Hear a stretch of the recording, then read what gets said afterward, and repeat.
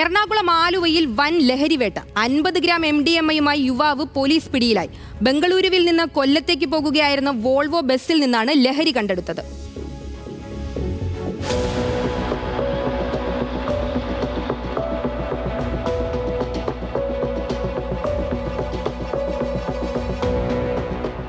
ആലുവ പറവൂർ കവലയിൽ വെച്ചാണ് വൻ ലഹരിവേട്ട നടന്നത്. രഹസ്യ വിവരത്തെ തുടർന്നായിരുന്നു പോലീസിന്റെ നീക്കം. പരിശോധനയ്ക്കിടെ ബാഗിൽ ഒളിപ്പിച്ച നിലയിൽ 50 ഗ്രാമോളം MDMA കണ്ടെത്തുകയായിരുന്നു. മൂവാറ്റുപുഴ സ്വദേശിയായ 21 വയസ്സുകാരൻ ബിലാലാണ് പോലീസ് കസ്റ്റഡിയിലായത്.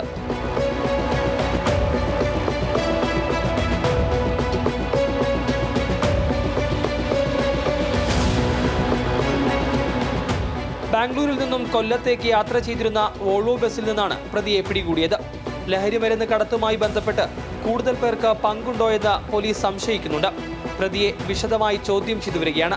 MDMA എത്തിച്ച ഉറവിടം, വിതരണം ചെയ്യാനിരുന്ന കേന്ദ്രങ്ങൾ എന്നിവ സംബന്ധിച്ച അന്വേഷണവും പുരോഗമിക്കുകയാണ്. ന്യൂസ് മലയാളം, കൊച്ചി.